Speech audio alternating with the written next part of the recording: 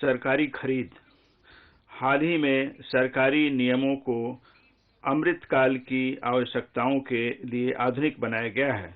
नए नियमों को विभिन्न हितधारकों से प्राप्त इनपुटों से लाभ मिला है।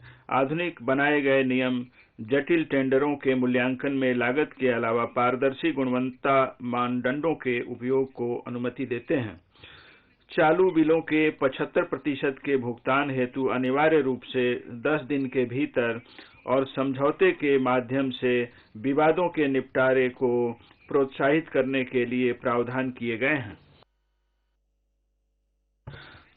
पारदर्शिता को बढ़ाने तथा भुगतानों में विलंब को कम करने एक अगले कदम के रूप में एक पूर्णतः कागज रहित एंड-टू-एंड ऑनलाइन ई-बिल सिस्टम को अपनी खरीदों के लिए सभी केंद्रीय मंत्रालयों द्वारा उपयोग के लिए शुरू किया जाएगा। यह सिस्टम आपूर्तिकर्ताओं और ठेकेदारों को अपने डिजिटल रूप से हस्ताक्षरित बिलों और दावों तथा कहीं से भी अपनी स्थिति का पता लगाने के लिए ऑनलाइन प्रस्तुत करने में सक्षम बनाया जाएगा। सप्लायरों और कार्य ठेकेदारों के लिए अप्रत्यक्ष लागत को कम करने के लिए बैंक गारंटी के लिए एक विकल्प के रूप में प्रतिभू बॉन्डों को सरकारी खरीदों में स्वीकार्य बनाएगा। व्यवसाय जैसे स्वर्ण आयात भी इसको उपयोगी पा सकेंगे। IRDAI ने बीमा कंपनियों द्वारा प्रतिभू बॉन्डों को जारी करने के लिए रूपरेखा बनाई है। ABGC प्रोत्साहन कार्यबल। एनिमेशन, विजुअल इफेक्ट्स, गेमिंग और कॉमिक्स सेक्टर युवाओं को रोजगार के लिए बड़ी संभावना प्रदान करता है।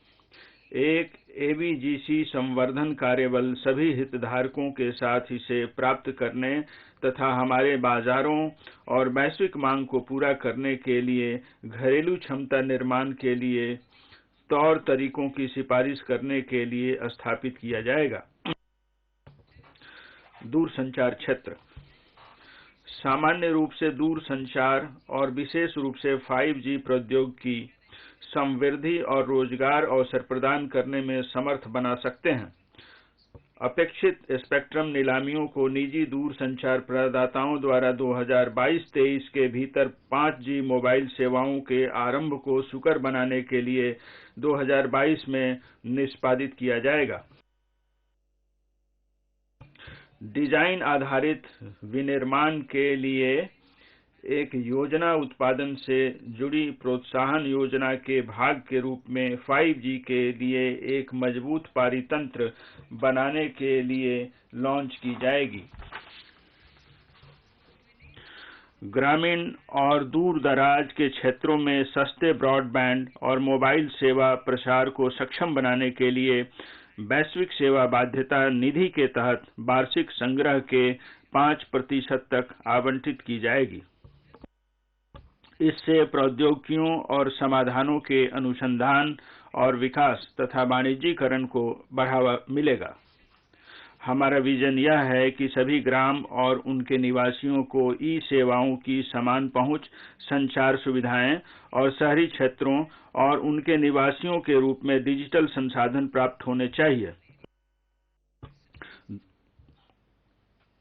दूर दराज के क्षेत्र सहित सभी ग्रामों में ऑप्टिकल फाइबर बिछाने के लिए संविदाएं वर्ष 2022-23 में PPP के माध्यम से भारत नेट परियोजना के तहत ठेके दिए जाएंगे।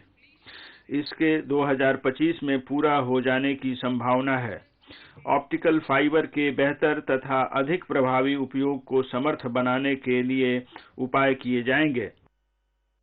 निर्यात संवर्धन।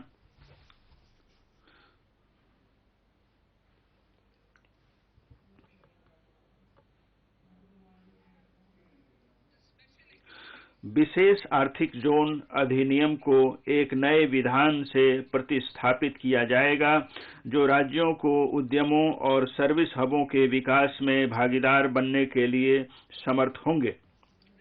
इसमें उपलब्ध अवसंरचना को इष्टतम रूप से उपयोग करने तथा निर्यातों की प्रतिस्पर्धात्मकता को बढ़ाने के लिए सभी बड़े मौजूदा और नए औद्योगिक एन्क्लेव शामिल होंगे। रक्षा में आत्मनिर्भरता। हमारी सरकार निर्यातों को कम करने और सशस्त्र बलों के लिए उपकरणों में आत्मनिर्भरता को बढ़ावा देने के लिए प्रतिबद्ध है। पूंजीगत खरीद बजट के 2021-22 में 58% से बढ़ाकर वर्ष 2022-23 में घरेलू उद्योग के लिए 68% तक उत्कृष्ट किया जाएगा। रक्षा अनुसंधान और विकास कार्य उद्दृष्टि रक्षा अनुसंधान और विकास बजट के 25% के साथ उद्योगों, स्टार्टअप और शिक्षा जगत के लिए खोला जाएगा।